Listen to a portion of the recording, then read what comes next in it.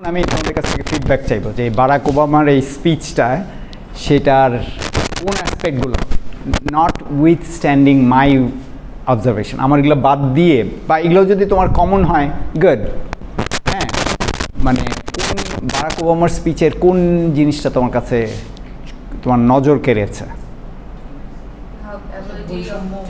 হ্যাঁ He tried to bridge his story with a larger audience so that everyone can relate with his story. আচ্ছা এটা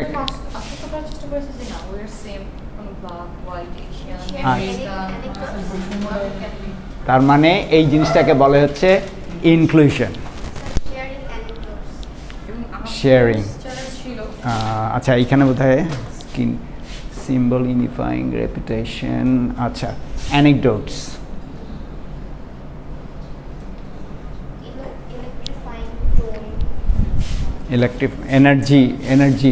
energetic বা electrifying ঠিক আছে electrifying convincing very convincing আচ্ছা হ্যাঁ পারসুয়েসিভ হ্যাঁ কনভিন্সিং হচ্ছে কি বেসিক্যালি তুমি কোন একটা তোমার পয়েন্ট তাকে বোঝাচ্ছ এবং সে বুঝতে পেরেছে এবং সে একমত হচ্ছে এটা হচ্ছে কনভিন্সিং আর পারসুয়েসিভ হচ্ছে কোন তোমার মতের সাথে আরেকজনকে মিলাচ্ছ এইভাবে যে সে একটা অ্যাকশন নেওয়ার জন্য রেডি হচ্ছে মানে কাছাকাছি but not quite the same হ্যাঁ রাইট রাইট ঠিক আছে তারপরে ওনার হচ্ছে আদার্স যে প্রার্থী ছিলেন যে দুজন কথা বলতো তাদের মতে হি বর্ন যে তার মাইন্ড যে জিনিসগুলো থাকবে সেইটা নিজে যে জিনিসগুলো বা সবাইকে বোঝানোর জন্য আরেকটা হচ্ছে যে পাওয়ারফুল টক আচ্ছা যে একটা ক্ষমতা তো ওইটা ওনার মধ্যে ছিল এটা কি আমরা বলতে পারি রিক্যাপ আচ্ছা ওনার কথা বলে যাবেন যে মাধুর্য ছিল সবার দৃষ্টি আকর্ষণ করেছিল আচ্ছা তারপরে স্যার মানে হচ্ছে rhyming with similar syllables good observation এটা অবশ্য রেটরিকেরই কাইন্ড অফ কিছুটা অংশ বাট রাইমিং এটা আসলে যে রেপিটিশনও বলা যায় আচ্ছা হ্যাঁ রাইমিং উইথ কি বললাম রাইমিং উইথ সিমিলার সিলেবলস আচ্ছা সিমিলার সিলেবলস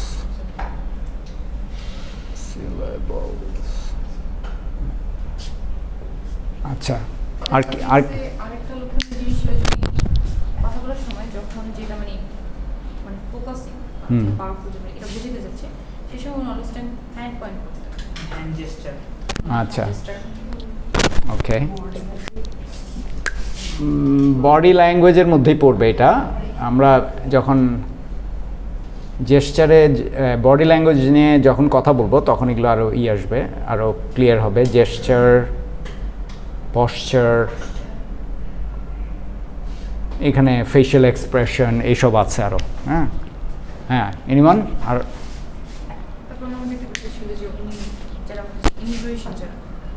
আচ্ছা তারপরে যে এশিয়ান আমেরিকান তারা যারা ছিল তাদেরকে আশ্বস্ত করার একটা চেষ্টা করেছেন যে না অনেকে বলেন না যেরকম যে ইমিগ্রেশন হয়েছে বা সামথিং এটা তাদের কান্ট্রি কিন্তু উনি তাদেরকে আশ্বস্ত করছেন না ইমিগ্রেট তাদের একটা প্লেস এটা ওই যে ইনক্লুশনের ভিতরে হ্যাঁ ইনক্লুশনের ভিতরে তারপরে অন্য আর কারো অবজারভেশন আচ্ছা এইখানে যে জিনিসগুলো এগুলো একটা জিনিস খেয়াল করো স্টোরি টেলিং ওইটাকে তুমি অ্যানেকডোটের সাথেও আনতে পারো অ্যানেকডোট কোন সেন্সে অ্যানেকডোট হচ্ছে পার্সোনাল স্টোরি টেলিং আর নর্মাল স্টোরি টেলিং হচ্ছে যে কোনো কিছু হতে পারে হ্যাঁ তো আমি যেমন প্রথমেই তোমাদেরকে আমার personal experience as a reciter ওইটা যে বললাম তো ওইটা ছিল অ্যানেকডোটস হ্যাঁ ওনার অ্যানেকডোটটা হচ্ছে বলছেন যে তার বাবা একজন কেনিয়ান ফরেন স্টুডেন্ট ছিলেন and he fell in love with one of the American girl and then he was born হ্যাঁ তো তার মানে এটা হচ্ছে America is inviting or welcoming the whole world আমেরিকাকে বলা হয় যে it's a land of immigrants ঠিক আছে তার মানে কি দে আর বাস্তবে অতটা সত্যি না বাস্তবে হচ্ছে এক একটা গ্রুপ ঢুকেছে আর দরজা লাগানোর চেষ্টা করেছে। প্রথমে আসছে তোমার ব্রিটিশরা, তারপরে তখন জার্মান, ফ্রেঞ্চ এদেরকে ঠেকানোর চেষ্টা করেছে। তারপরে এসছে আইরিশদেরকে ঠেকানোর চেষ্টা করেছে। তারপরে আইরিশরা হয়ে আরও তারপরে জুরা এসছে, তোমার ইসের দিকে ইটালিয়ানরা এসছে। তারপরে আশেপাশের ব্ল্যাক, পোর্টোরিকান এরা ঢুকছে, ইন্ডিয়ানরা ঢুকছে। এরকম করতে করতে প্রত্যেকটা গ্রুপই যারা স্ট্রাগলিং ওয়ার্কিং ক্লাস তাদেরকে চেপে রাখার চেষ্টা করা হয়েছে, কিন্তু মানে পারেনি, কারণ they got educated, they had better opportunities than first generation হয়তো পারেনি, সেকেন্ড জেনারেশন ওখানে স্কুল করেছে। এইভাবে আমেরিকা কিন্তু চলছে। আর এইখানে আরেকটা যেটা ব্যাপার হচ্ছে সেটা হচ্ছে আমেরিকান যে ভাবধারাগুলো, আমেরিকান নেশনের যে সেই জিনিসগুলোকে কিন্তু তারা একটা কাজ করেছে যেটা নর্মালি স্বাভাবিক, যে মেজর কালচারের ভিতরে তুমি যদি থাকো তাহলে তোমার যে আলাদা একটা তুমি মাইনরিটি কালচার সেই জায়গায় আর তুমি থাকো না। তুমি কিন্তু তারপরে দেখা যায় যে যেমন বাঙালিদের ক্ষেত্রেও বলো, অন্যদের ক্ষেত্রেও যারা second generation, they are totally Americans, they are not like, আমি যেমন প্রথম গিয়ে আমার হয়তো কোনো একটা ফ্যামিলির সাথে পরিচয় হয়েছে যেখানে ফার্স্ট জেনারেশন হয়তো বুয়েটে পড়ে গেছেন, ওখানে তারপরে ওনার ছেলেমেয়েরা ওখানে স্কুলে পড়াশোনা করছে। আই এক্সপেক্টেড যে তারা আমার মতো করে কথা বলবেন, বাট নো, আমি প্রথমে একটু হার্ট হয়েছে, কিন্তু I understood letter that this is not the case, it shouldn't, it won't be the case. কারণ তুমি মেজর কালচারে বড় হচ্ছে, ওইটাই তো তুমি নিয়ে নিবা, তুমি তো নিশ্চয়ই আর চাইবেন, ওই অর্থে তোমার কাছে এখন অজানা। রবীন্দ্রনাথ ঠাকুর সেকেন্ড জেনারেশনের কাছে অজানা। আমি যতই বলি আমি রবীন্দ্রসঙ্গীত পছন্দ করি বা কিন্তু আমি এক্সপেক্ট করি, কিন্তু ওখানে এটা অজানা। তো ওখানে এই যে বাংলাদেশি বইমেলাগুলো হয়, এগুলো আমি কেন বলছি, এগুলো কিন্তু কালচারালি প্রচণ্ড রকম কালচারাল যে চেঞ্জ, এগুলো কিন্তু আমাদের এখানেও হচ্ছে, ওদের চেয়ে একটু কম, কিন্তু আমাদের এখানেও হচ্ছে। আমরাও কিন্তু, কারণ এটাকে বলে আমেরিকান হেজেমনি। হেজেমনি মানে হচ্ছে আদর্শগত প্রভাব। আমেরিকা যেসব দেশের সাথে খুব অঙ্গাঙ্গিভাবে জড়িত, আমরা মনে করি জড়িত না, কিন্তু আসলে জড়িত। আমাদের ইকোনমির সাথে আমেরিকান ইকোনমির বিশাল আদান প্রদান আছে, এবং আমরা তাদের ব্যাকইয়ার্ড হিসেবে কাজ করি। ব্যাকইয়ার্ড কেন, যে আমরা জিনিসপত্র তৈরি করে দিই, ওরা কনজিউম করে। এটার কারণ তো এরকম না যে আমাদের জিনিসপত্র খুব ভালো দেখে, না, সস্তা, আমাদের এখানে সস্তা শ্রমে এই জিনিসটা।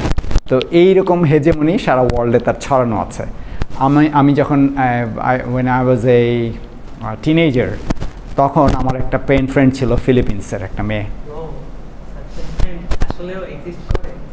তখন, এখন না, তখন বলছি, হ্যাঁ, এখনও যদি তোমরা কাইন্ড অফ এখন ফেসবুক আসার কারণে ওই নাই, তখন আমরা করতাম কি, ওইখানে একটা ইন্টারন্যাশনাল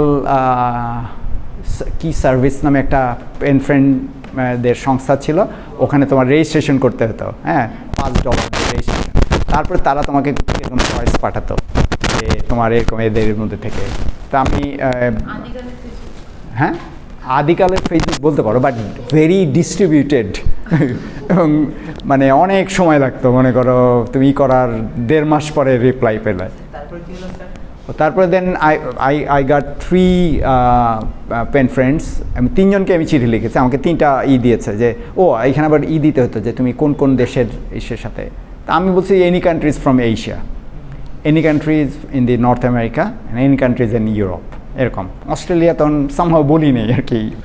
তো আমাকে আমার একটা আসলো, ফ্রান্স থেকে একটা মেয়ের দিল, টার্কি থেকে একটা মেয়ের দিল। ওই মেয়েটার নাম আমার এখনও মনে আছে, উমরান, হ্যাঁ। আর থেকে ফিলিপিন্স থেকে দিল, ওর নাম হচ্ছে কি, আমেরিকান নাম, কিন্তু ওরা ফিলিপিন, কেন ইচ্ছা করে আমি ফিলিপিন্সের কথা বলছি, ফিলিপিন্স পুরোপুরি ইন্টিগ্রেটেড হয়ে গেছে আমেরিকান কালচার। ওদের খালি চেহারা আর কি বলে বাচনভঙ্গি হচ্ছে এশিয়ান, আর বাকি সব কিছু ওদের আমেরিকান ক্যাথলিক। এবং ওরা কাইন্ড অফ, ওরা প্রথমে ছিল ইসেদের স্প্যানিশ কলোনি, নামগুলো দেখবে এরকম, তারপরে দে বিকাম আমেরিকান কলোনি, হ্যাঁ। এবং এখন পর্যন্ত আমেরিকার প্রচণ্ড রকম প্রেজেন্স। তো ওই মেয়েটা আমাকে যখন চিঠি লিখতো এত চমৎকার হাতের লেখা এবং চমৎকার শব্দচয়ন, ওই তুলনায় আমাকে মনে হতো যে আমি ওয়ান টু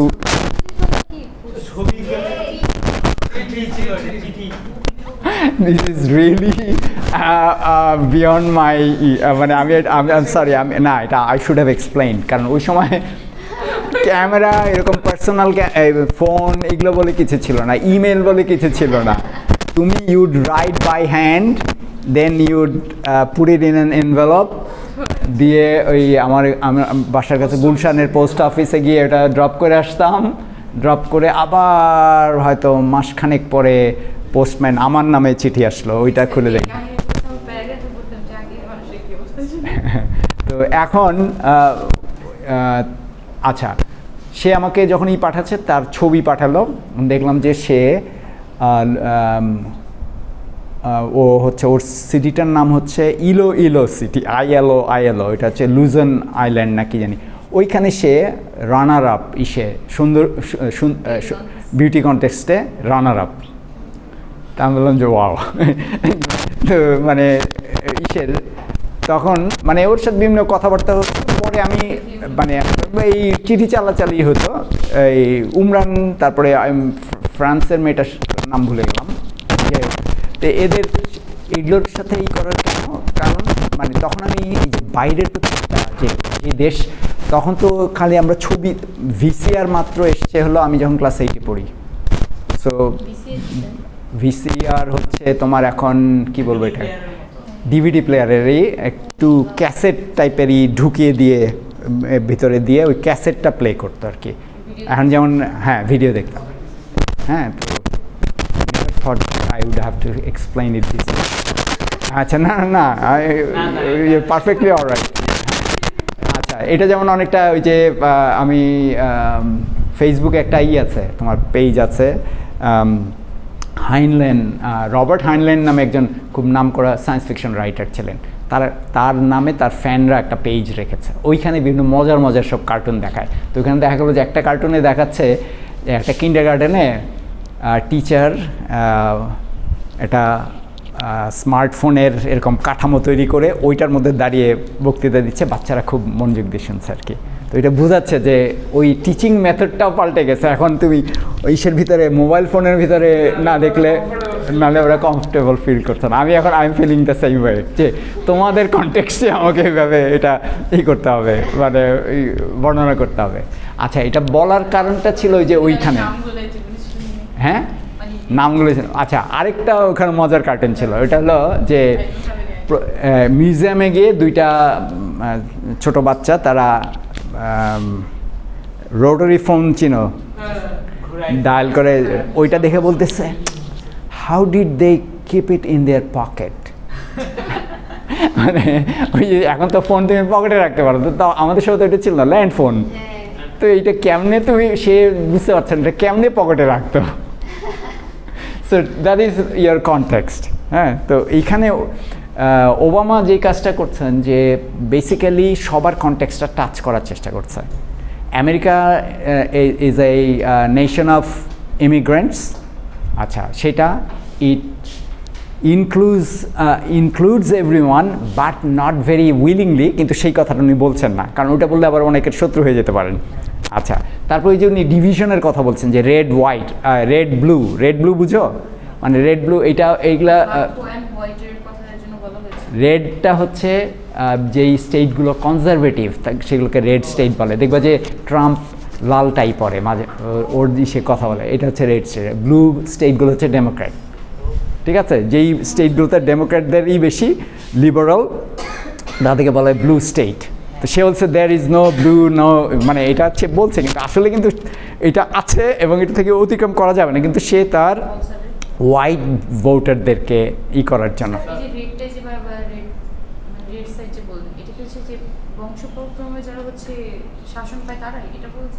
না, মানে রেড বলতে বোঝাচ্ছিল কনজারভেটিভ, মানে ওরা একটা নির্দিষ্ট ওয়েতে, এরা বেশিরভাগই ক্রিশ্চিয়ান এবং তারা কাইন্ড অফ হোয়াইট সুপ্রিমেসিতে একটু তাদের বিশ্বাস আছে, এবং তারা চায় যে আমেরিকা তারা যেভাবে দেখে আসছে যে অল হোয়াইট, এই আমেরিকা যাতে চেঞ্জ না হয়। আর ডেমোক্র্যাটরা হচ্ছে কি তারা ঠিক আছে আমরা হোয়াইট, কিন্তু আমাদের পিতামাতাও তো আসছিল সব ইউরোপ থেকে, প্রপিতামহ এরকম এসেছিল, তো কাজেই ঠিক আছে এরা আসছে, অসুবিধা কী। এবং তাদের ভোটার বেজও কিন্তু সবই হচ্ছে তোমার এই ইমিগ্রেন্টদের ভোটার বেজে বেশি। এই যে এইবার যে বাইডেন বিপদে আছে, কেন বিপদে আছে? কারণ ওই যে সমস্ত অ্যারাব যেসব ইমিগ্রেন্টস বা এশিয়ান বা মুসলিম ইমিগ্রেন্টস, তারা কিন্তু তাকে ভোট নাও দিতে পারে এবার। কেন দিবে না বলো, তুমিই বলো। ইসরায়েল আর ইসের কারণে।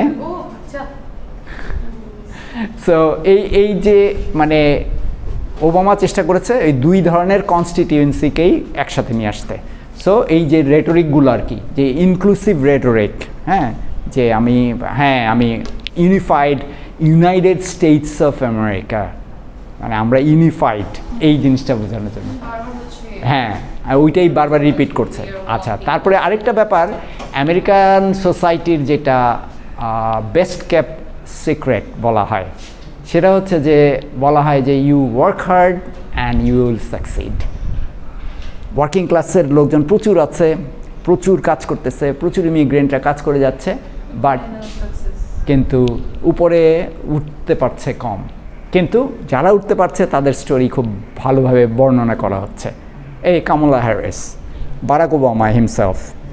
কিন্তু এদের সাথে তো এদের যদি তুমি সোশ্যাল পজিশন দেখো, they are not really very different from their white কাউন্টারপার্টস।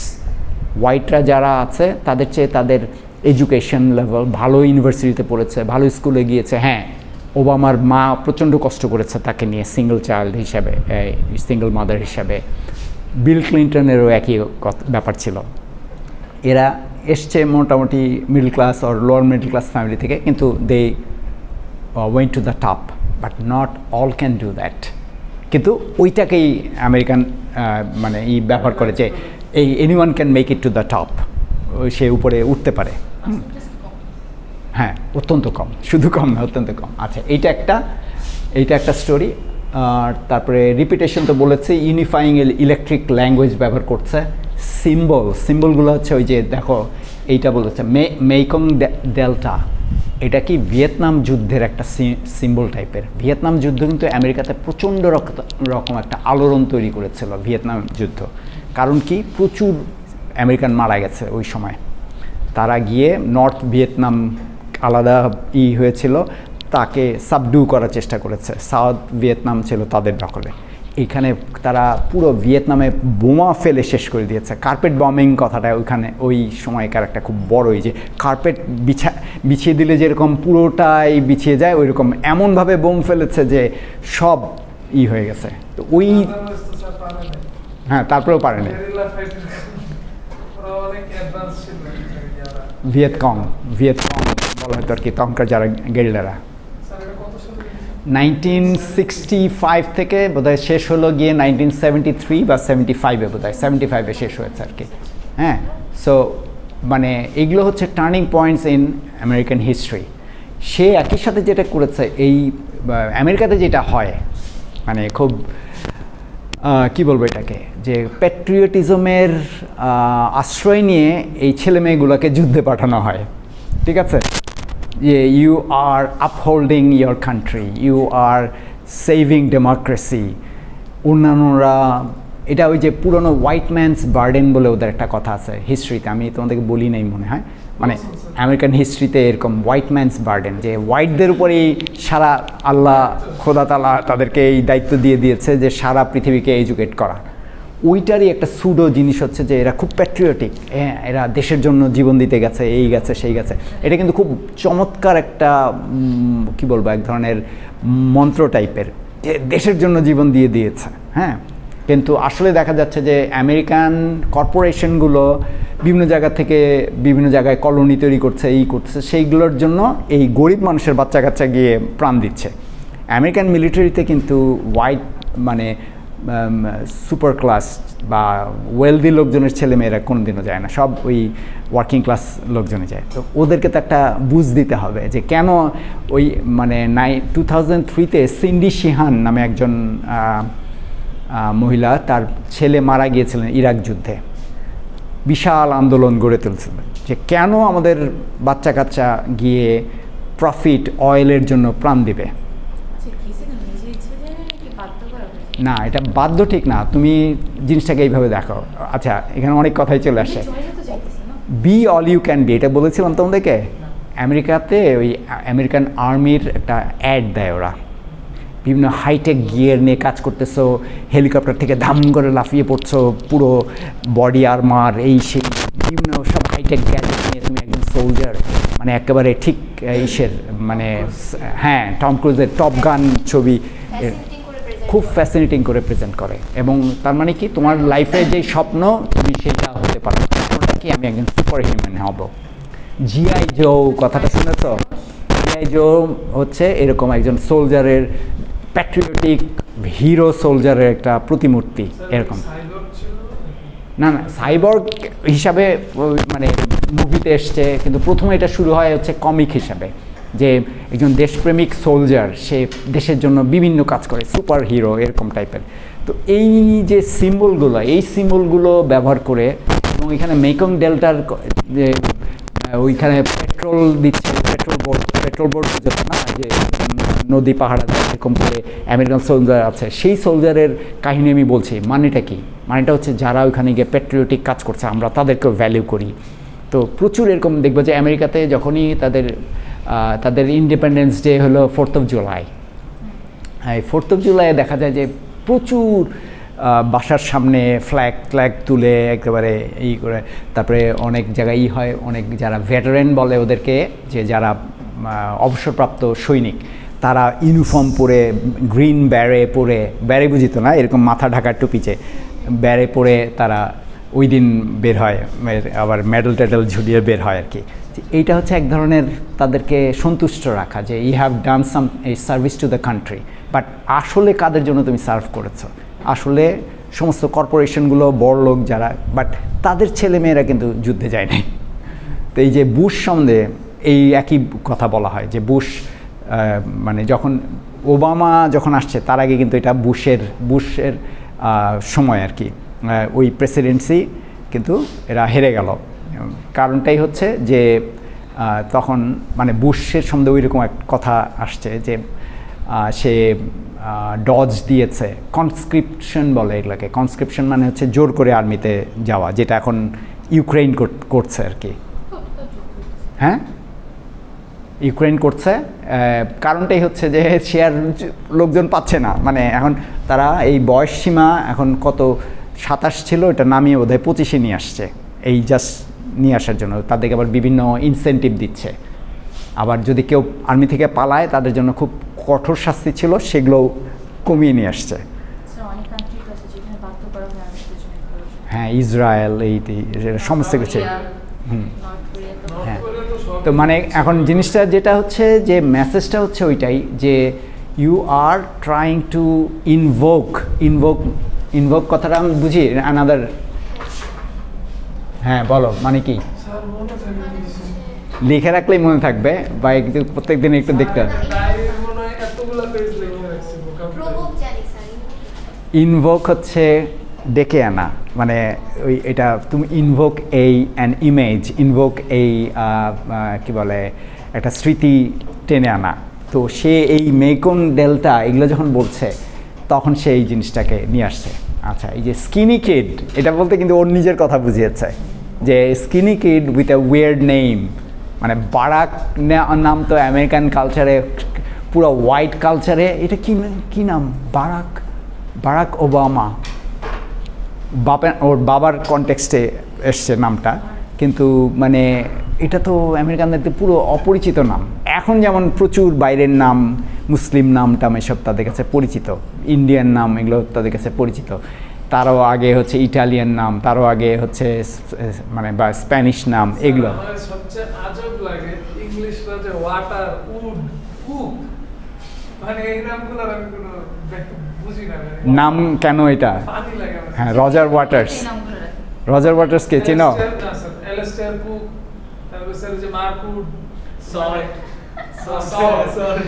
Salt মানে গোল্ডস্মিথ, এরকম অনেক কিছু, অনেক নাম আছে আর কি ইসের। গোল্ডস্মিথ অবশ্যই জুইশ নাম ইসের। মানে- ইউরোপের বেশি মানুষ এরকম উল্লেখ আচ্ছা, করে। স্যার পরে আর মানে আমি যখন আমেরিকা চলে গেলাম পরে এদের সবার সাথেই যোগাযোগ বন্ধ হয়ে গেল আর কি, মানে ওখানে গিয়ে। স্যার ব্যাপারটা খুবই ফ্যাসিনেটিং হইতো যদি আপনার সাথে মানে যোগাযোগ আছে ইয়াতেই চিঠিতেই, তারপর হচ্ছে ব্যাপারটা হচ্ছে যখন ডিজিটাল মিডিয়া আসছে তখন পরিচিত হওয়া। আচ্ছা, খুব fascinating। তুমি স্কুলে রাইটার না, নভেল লিখতে না। এটা সবসময় really doesn't happen in the real world. আচ্ছা স্যার, আপনার পুরানো মনে থাকলে আপনি ফেসবুকে চাই দিতে পারেন। আচ্ছা, দ্যাটস এ গুড আইডিয়া। আচ্ছা, দেখবো আমি, ঠিক আছে। মানে এই যে BCN নাকি ওগুলো, না BCN না, মানে চিঠির পেন ফ্রেন্ড যে ছিল, হুম, ওটা কি বাংলাদেশে বেশি?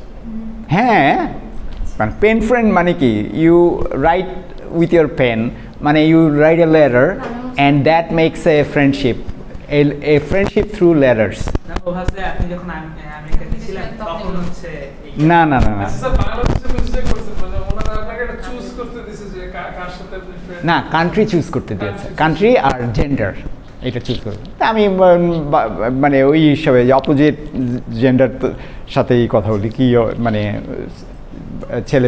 ছেলেদের সাথে তো পরিচয় আছেই এরকম সামহা।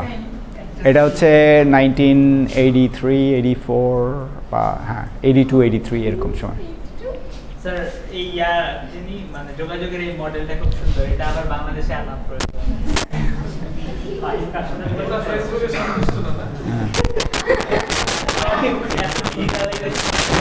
আচ্ছা, ওকে, কামিং ব্যাক হিয়ার, আমরা তাহলে এখানে কি দেখছি, এই যে skinny kid, that skinny kid made it, মানে স্কিনি কিড, স্কিনি মানে একটা হার্ট জিরজিরে এরকম, মানে ওবামা নিজের কথা বলছে যে এটা দিয়ে কি বোঝানো, এনিওয়ান ক্যান মেক ইট। ওই যে রিপিটেশন অফ কী বলবো এগুলাকে, এগুলো এক ধরনের মিথস কিন্তু মানে আমেরিকান সোসাইটি, যে doesn't really matter who you are, which part of the society you are, একেবারে নিচে থেকেও উপরে তুমি উঠে যেতে পারো, ওইটাই সে বারবারই করছে আর কি। হ্যাঁ, এই তো মোটামুটি তার বডি ল্যাঙ্গুয়েজ জেস্টার দেখো, খুব confident, cool, he is not লাফিং দ্যাট মাচ, অত স্মাইলিং না, কিন্তু একটা কুল এবং অথরিটেটিভ, মানে আমেরিকানরা এগুলো লিডারদের ভিতরে এগুলো চায় যে যখন কোনো একটা হার্ড ডিসিশন আসবে তখন যাতে আমার লিডার একেবারে ভালো মতো দিতে পারে। এইটা অনেকটা এরকম যে এটাকে বলে, আমি জানি এই এক্সপ্রেশনটা তোমরা শুনেছো কি না, velvet glove, iron hand in the velvet glove,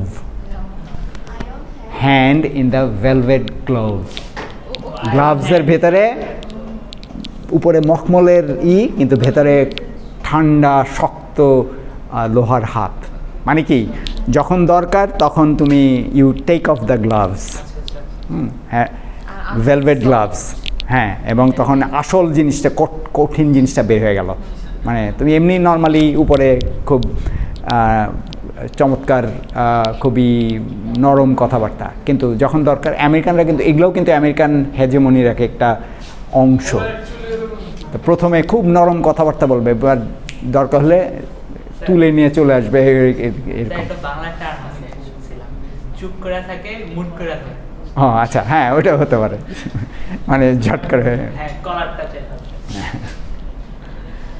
so তাহলে আমরা মোটামুটি দেখলাম যে মানে this is a symbol of Barack ওবামার স্পিচ, কেন এক ধরনের সেলিব্রেটরি একটা স্পিচ হিসাবে। আচ্ছা, এখানে একটা জিনিস খেয়াল করতে হবে, বারাক ওবামার সোশ্যাল কনটেক্সট, মানে আমরা প্রেজেন্টার হিসাবে আমরা সবসময় যে সোশ্যাল কনটেক্সট নিয়েই কাজ করতে হবে এমন না, কিন্তু এটা যদি আমি ওয়াকিবহাল থাকি যে এই সোশ্যাল কনটেক্সটটা কী, মানে সে যেভাবে বক্তৃতা দিয়েছে তখন কি সারা দেশের জনগণ বুশের ব্যাপারে অত্যন্ত, মানে বুশের অ্যাপ্রুভাল রেটিং তোমার কত 35% নেমে গিয়েছিল। অ্যাপ্রুভাল রেটিং হলো কি, আমেরিকান কালচার একটা আছে, ওরা করে কি বিভিন্ন জরিপকারী সংস্থা করে কি বিভিন্ন সময়ে নেয়, জরিপ করে আমেরিকানদের কাছ থেকে যে এই রাষ্ট্রপতির বা এই প্রেসিডেন্টের ইসে আপনি কতখানি সন্তুষ্ট।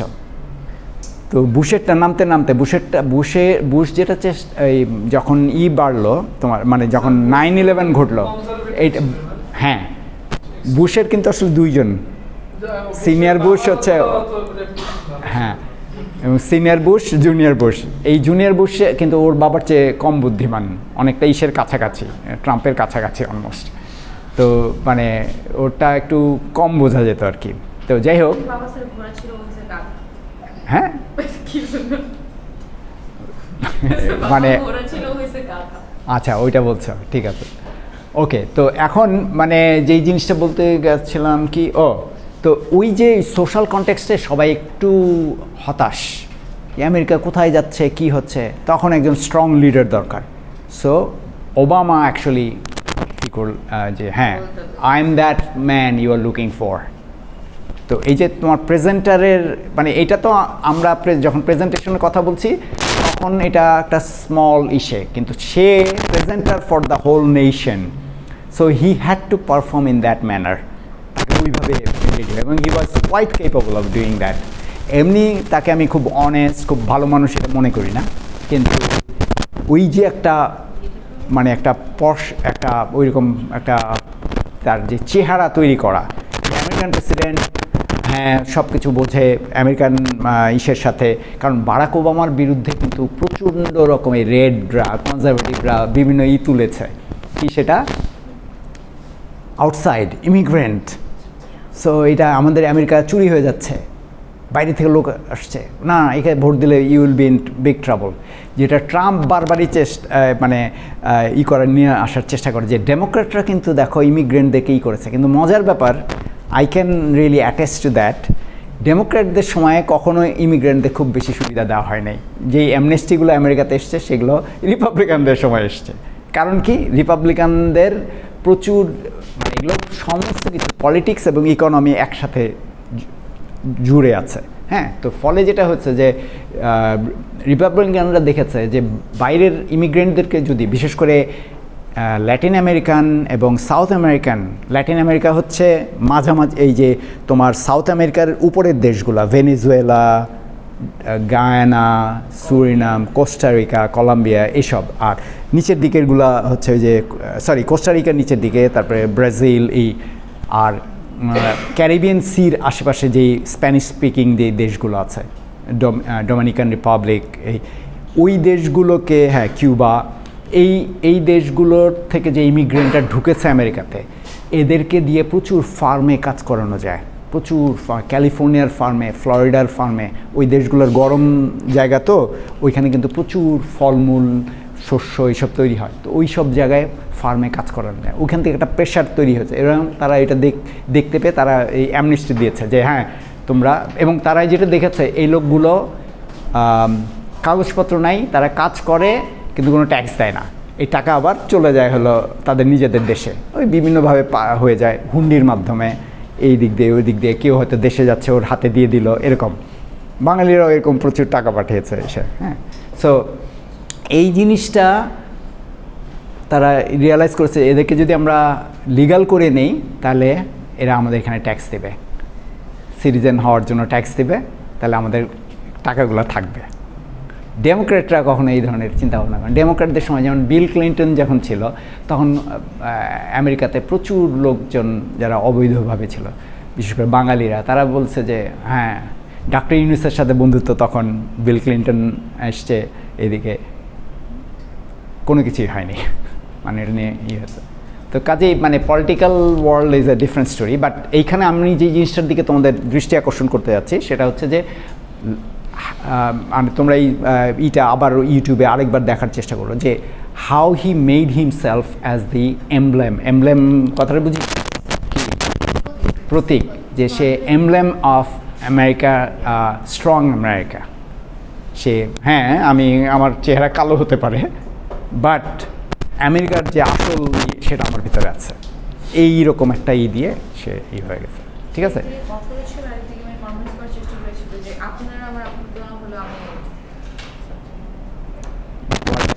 পরিষ্কার হলো না আমার কাছে, না তুমি একটু স্লো বলবা, একটু স্লো বলবা।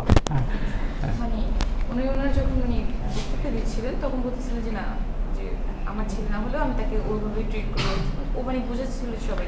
ও হ্যাঁ, ওইটা ওইরকম ইনক্লুসিভ যে আমি বড়লোক হতে পারি, আমি হতে পারি, বাট ওইখানে একটা গরিব মানুষের ছেলে যখন করতে পারছে না, স্কুল করতে পারছে না, সেটা আমারও প্রবলেম, আসলে তাদের প্রবলেম না। এটা আমেরিকান এডুকেশনের অবস্থা বেশ খারাপ, আমেরিকান স্কুলগুলো বেশ খারাপ, আমাদের দেশের চেয়ে ভালো, কিন্তু 14টা প্রথম শিল্পোন্নত দেশের কনটেক্সটে যদি করো, আমেরিকা হচ্ছে 14th, মানে তাদের ওয়ার্কারদের সুবিধা, জীবনযাপন, এডুকেশন, এগুলোর দিক থেকে to the bottom of the list. হ্যাঁ, ওখানে যায় হচ্ছে ওদের হায়ার এডুকেশন খুবই ভালো, এবং হায়ার এডুকেশন ভালো হওয়ার আরও আবার কারণ আছে যে কর্পোরেশনগুলো ওগুলোকে ব্যাকআপ করে। প্রত্যেকটা বড় বড় নামকরা ইউনিভার্সিটি এগুলোর সাথে হয় আমেরিকান গভর্নমেন্ট অথবা বিভিন্ন নামকরা কর্পোরেশনগুলোর এক ধরনের কী বলে চুক্তি আদান প্রদানই আছে, যে ওদের তৈরি প্রোডাক্ট, আমেরিকান নেভি প্রচুর পয়সা দেয় তোমার ইসেকে, MIT-কে, তারপরে UC বার্কলি, এগুলোকে প্রচুর রিসার্চ প্রজেক্ট বিভিন্ন ধরনের। Do not waste that. So এই যে মানে এই ব্যাপারগুলো, ওই জিনিসগুলোকে সবগুলোকে একসাথে করে সে এরকম একটা পশ্চার, এরকম একটা প্রতীক নিজেকে তৈরি করেছে। হ্যাঁ, that's how he became the president. ঠিক আছে, তার মানে কি প্রেজেন্টার মানে কিন্তু you have to be very very convincing, very very electrifying, very তোমাকে দেখে মনে হবে যে you know your stuff and you can deliver of the things expected from you. তোমার কাছে যা চাওয়া হচ্ছে সেটা তুমি দিতে পারো। এই ব্যাপারগুলো একজন প্রেজেন্টারের ভিতরে থাকতে হবে। সো এই কারণে আমি এটা তোমাদের দেখালাম। আমরা আরও এরকম দেখতে থাকবো। ঠিক আছে, 2004 বোধ, হ্যাঁ, মানে 2004 কি না, 2004 মানে ও যখন ফার্স্ট টাইম প্রেসিডেন্ট হলো। আচ্ছা, let's go back to our stage fright, today's topic. তাহলে stage fright basically we all can relate to that. যদি আমাদেরকে কখনোই কারো সামনে কোনো একটা অডিয়েন্সের সামনে কথা বলতে হয়েছে, উইল সি দ্যাট এই পেটের ভিতরে কেমন জানি একটু butterfly is moving in your stomach, গলা কাঁপছে, হাত ঘামছে, হাত নড়ছে, বা পায়ের মনে হচ্ছে হাঁটু ভেঙে পড়ে যাবে, এরকম। দ্যাটস দ্য এক্সট্রিম কেস দাও। তো এই অবস্থাকে তোমার বুঝতে হবে যে this is not something abnormal, this is a common reaction. হ্যাঁ, এটা যে কারো ক্ষেত্রে হতে পারে। But the trick is that you have to really know it to tame it. Tame কথাটা বুঝি? পোষ মানানো। এটাকে টেম করার জন্য you have to know it. পোষ মানানোর জন্য যে হ্যাঁ, এবং মাঝে মধ্যে এক আধটু স্টেজ ফ্রাইট থাকা ভালো। অনেকে বলে, মানে যারা ট্রেনার, নামকরা ট্রেনার, তারা বলে যে অ্যাড্রিনালিন রাশ বলে। অ্যাড্রিনালিন কথাটা বুঝি আমরা, যখন আমরা একটু আতঙ্কিত হই বা হই, আমাদের ভিতরে অ্যাড্রিনালিন সিক্রেশনটা বেড়ে যায় আমাদের ভেতরে। সো ওই রাশটা থাকলে হয় কি, you become serious, you stick to your goal, যে আমি খেজুর আলাপ না করে আমার এইটা করা দরকার, আমি এইটা দিব, আমি ওইটার মধ্যে থাকতে পারি যে আমার আসলে এখানে একটা সিরিয়াস জিনিস আছে, আমার অডিয়েন্স আমার কাছ থেকে কিছু একটা সিরিয়াস চায়, আমি ওই জিনিসটা দিয়েই থাকি। কিন্তু যখন এটা টু মাচ হয়ে যায়, দেন ইট বিকামস স্টেজ ফ্রাইট। এবং এটাকে অনেকটা আমরা বলতে পারি সাইকোসোম্যাটিক রিয়াকশন। সাইকোসোম্যাটিক বুঝি আমরা, এটা মেডিকেল টার্ম ব্যবহার হয়। এটার মানে হচ্ছে তুমি মনে করছো যে তুমি অসুস্থ, তুমি আসলে অসুস্থ হয়ে যাচ্ছ। ওই যে মাঝে মধ্যে এরকম স্টোরি আসে না, যে বিভিন্ন স্কুলে একসাথে অনেক মেয়ে অসুস্থ হয়ে গেল, এটা বাইরের দেশেও হয়। এবং অনেকে ধরে যে, অনেকে এটাকে মনে করে যে দিস মানে ওই জিনের আসর টাচর এরকম মনে করে আর কি। তো সাইকোসোম্যাটিক মানে হচ্ছে তোমার কি বলবো, সাইকোসোম্যাটিক এটা অ্যাডজেক্টিভ, মানে সাইকোসোম্যাটিক ইলনেস বা তো এইটাকেও কিছুটা তুমি এক ধরনের সাইকোসোম্যাটিক রিয়াকশন বলতে পারো। যে তুমি চিন্তা করছো যে তুমি will be nervous, then it is again making you nervous, more nervous. Hysteria তো অনেক এক্সট্রিম কেস, অত এক্সট্রিম না। হিস্ট্রি হলো কি যে ইউ লুজ ইট কমপ্লিটলি, তুমি তোমার পার্সোনালিটি করে তুমি মানে সেন্স অফ হারিয়ে ফেললো আর কি, ওই অত দূরে না। কিন্তু stage fruit is something that interrupts your communication, interrupts your presentation. এই জন্য এটা আমাদেরকে নিয়ে মাথা ঘামাতে হবে। আচ্ছা, এগুলোর কারণগুলো কি? কারণগুলো হচ্ছে এগুলো আমরা মোটামুটি সবই জানি। Tension during appearances in front of an audience, তুমি একটা ক্রাউডের সামনে দাঁড়াবা, সেটার আগে থেকেই তুমি অ্যান্টিসিপেট করে ইউ বিকাম নার্ভাস, যে আমাকে কেমনে ওরা সমালোচনা, মানে তুমি ধরেই নিচ্ছ যে তোমাকে ওরা নেগেটিভলি দেখবে, হ্যাঁ, এবং সেটা ভেবে তুমি নার্ভাস হয়ে যাচ্ছ। তারপরে the speaker self induced poor faith in his or her own skills. তুমি মনে করো কথা বলতে পারো, তুমি জানো কোনো একটা, কিন্তু তুমি মনে করছো দিস ইজ নট এনাফ। তুমি ভাবছো যে ওখানে আরও অনেকে আছে, অনেকে কথা বলছে অনেক ভালো, আমার চেয়ে অনেক বেটার, আমি এত বেটার না। এই যেটা তোমাদের মধ্যে কমন, মানে তুমি ভাবছো যে ওয়েল, কিন্তু তুমি এখানে এসে কথা বলে দেখবে যে maybe you are much more better than what you thought about yourself. হ্যাঁ, যেটা হ্যাঁ না সেটা তো বটেই, হ্যাঁ সেটা তো বটেই, কিন্তু আমি বলছি যে স্টেজ ফ্রাইটটাকে পিছনের কারণটাই আরেকটা, যেটা খুবই ফিলিং অফ ফিজিক্যাল আনঅ্যাট্রাক্টিভনেস। তুমি ভাবো যে ও আমি দেখতে অতটা ভালো না, আমি সবার সামনে দাঁড়াচ্ছি, কি সামনে কি আসছে। এগুলোর পিছনে কিন্তু সোশ্যাল রিজন আছে। Society is actually giving you this sort of, কী বলবো, এগুলোকে বারবি মডেলস, যে এরকম তোমার চোখের সামনে বা একটা সৌন্দর্যের একটা সংজ্ঞা তৈরি করে দিচ্ছে যে এরকম না হলে না।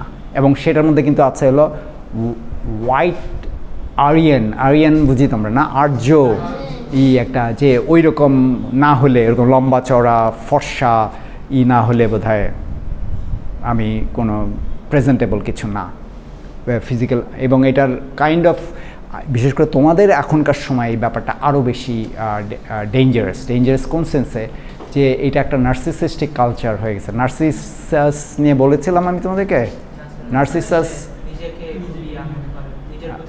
হ্যাঁ, নার্সিসিজম কথাটা এসছে হলো, নার্সিসাস নামে একজন সুন্দর যুবক ছিল গ্রিক পৌরাণিক কাহিনী।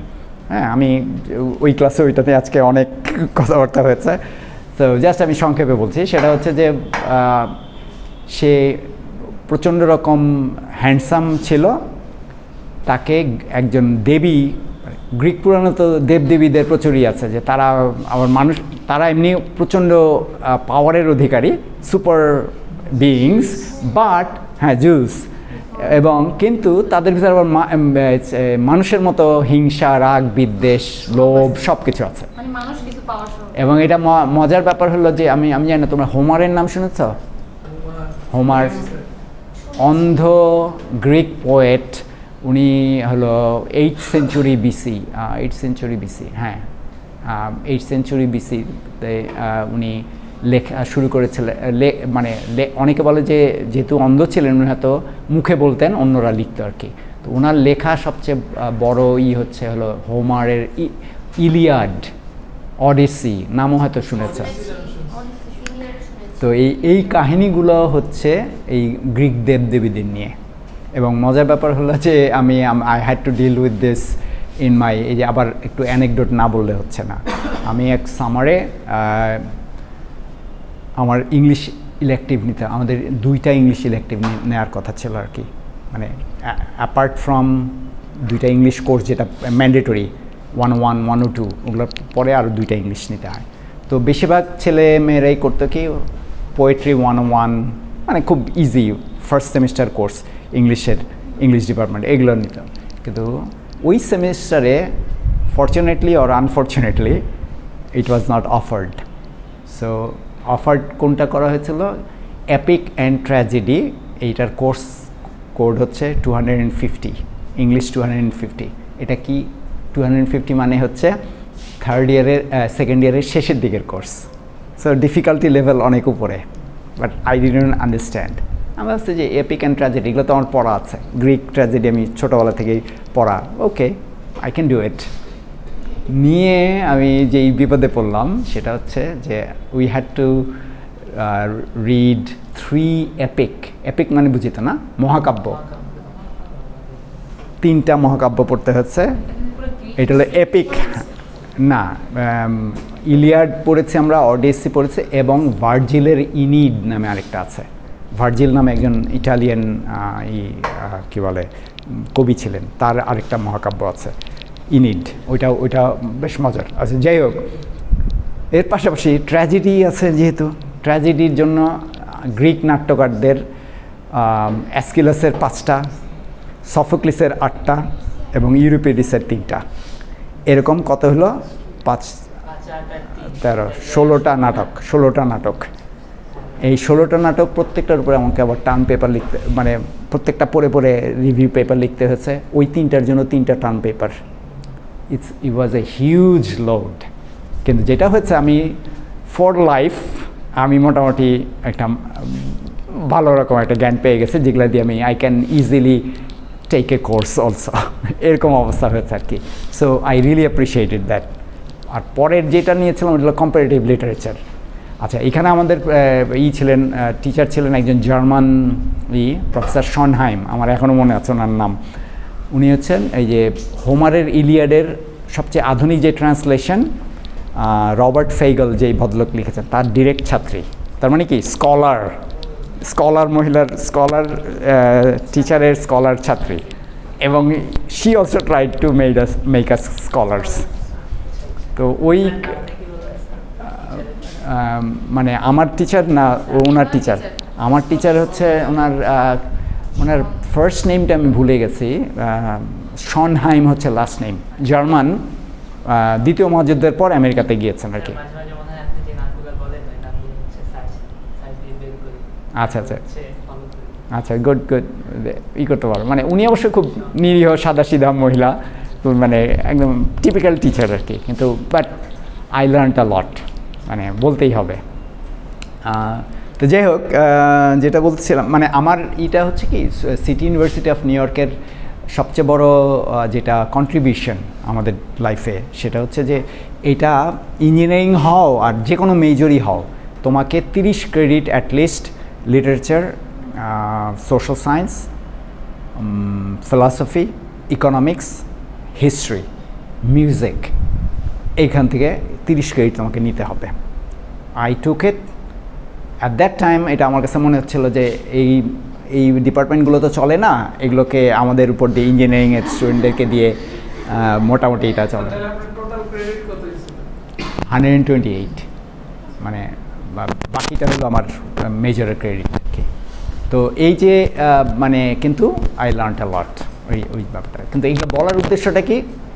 বলার উদ্দেশ্যটা হচ্ছে এই যে আমি কোনো অল্প আয়াসে তোমাদেরকে সুন্দর গল্প বলে একটা জিনিস পড়াতে পারছি, এই জিনিসটা চলে আসছে ওগুলোর মাধ্যমে।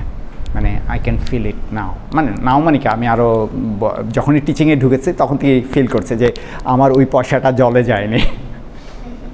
তখন মনে হচ্ছিল যে এটা খামাখা পানিতে যাচ্ছে, এটা কোনো কাজেই লাগবে না। হ্যাঁ বুঝিন, কাজে লেগে গেছে। আচ্ছা, না ওডিসি হচ্ছে ওই ট্রোজান ওয়ারের পরে ওরা ফেরত আসার চেষ্টা করে, ওই তখন দেবী থেটিনি হচ্ছে একেলিসের মা। তোমরা ট্রয় ছবিটা দেখছো? একেলিসের মা হচ্ছে থেটিনি। তারা রেগে যায় যে একেলিস মারা যায়, তখন গ্রিক পুরো বাহিনীকে ঝড়ে লন্ডভন্ড করে দেয়, একদম ঝড় দিয়ে। ওই সময় এই অডিসিউস ওর নাম, সে ভেসে গিয়ে অন্য একটা আইল্যান্ডে ওঠে। সে এই আইল্যান্ড থেকে ওই আইল্যান্ডে করতে করতে বিভিন্ন যে ঘুরতে পরে তার ইসে আসে। পরে তার রাজ্যের নাম ছিল হলো ইথাকা নামে, কিন্তু নিউ ইয়র্ক স্টেটে একটা শহর আছে ইথাকা, তো ট্রয়ও আছে। সো এই ইথাকার কাহিনী হলো কি, ওই যে তার ওয়াইফ এরকম, তার ওয়াইফকে বিভিন্ন জায়গা থেকে রাজারা আসতো যে তোমার হাজব্যান্ড মারা গেছে, you you you must marry us. সে করতে কি বলতে যে ঠিক আছে আমি একটা, এটার কাহিনী হয়তো শুনেছ যে আমি একটা কাপড় বুনছি, বোনা যখন শেষ হবে তখন আমি I will choose one of you as my suitor বলতে আর কি ভবিষ্যৎ স্বামী। সে করতে কি এটা প্রত্যেক রাতে খুলে ফেলতো, দিনের বেলা বুনতো, রাতেবেলা খুলে ফেলতো। So it never finishes. মানে এগুলো নিয়ে কিন্তু খুব মজার, মানে পৌরাণিক কাহিনীর খুব মজার জিনিস আছে অনেক কিছু আর কি। এবং আর সবচেয়ে বড়, হ্যাঁ, আর সবচেয়ে মজার ব্যাপার কি, এগুলোর ভেতরে হিউম্যান এক্সপিরিয়েন্স এমবেড করা আছে, হিউম্যান এক্সপিরিয়েন্স। এবং আরেকটা যেটা আমি তো টার্ম পেপারগুলো লিখতে গিয়ে আমার যে টার্ম পেপার, লাস্ট যে টার্ম পেপার ছিল সেটা ছিল এই যে এই গ্রিকদের যে যুদ্ধ অভিযান, সেখানে সাধারণ সোলজারদের মনোভাব কী। মজার ব্যাপার হলো ওই দেখবা যে হোমারের ইলিয়াড যদি পড়ো, সেটার ফাঁকে ফাঁকে সাধারণ সোলজারদের কথাবার্তা আছে। তারা খুবই বিরক্ত যে এই রাজাদের সাথে আসছি আমরা, 10 বছর ধরে আমার ফ্যামিলিকে আমি দেখি না, এরকম অনেক কিছু আছে। ওইটা আমি খুঁজে বের করে ওইটা সাজিয়ে আমার ওই টার্ম পেপার সাজিয়েছিলাম। So I got probably A-, ওখানে A- পার্ট, A- মানে হচ্ছে তুমি 88 হ্যাঁ, A+ হলো 97-এ। হ্যাঁ, এটা তো ইসেরাও ফলো করে, কি বলে, নর্থ সাউথও ফলো করে, মানে আমেরিকান স্ট্যান্ডার্ডটাই তাই। আচ্ছা, আমরা এদের কি এত তাড়াতাড়ি ছেড়ে দিয়েছেন নাকি আমরাই শেষ করে, আমরাও সময় শেষ করে ফেলছি। আচ্ছা, তো ফাইনালি যে জিনিসটা, মানে আমরা যদিও তোমরা আসলে ওদের চেয়ে একটু এগিয়ে আছো, তাই না? ওদের একটা ক্লাস মিস হয়েছিল, তো ঠিক আছে, সেই হিসাবে আমরা বেশি লাগালাম না আর কি। কোন সেলটা? হ্যাঁ, বুঝলাম না। ও আচ্ছা, নার্সের সাথে বন্ধ করে দিতে পারো, মানে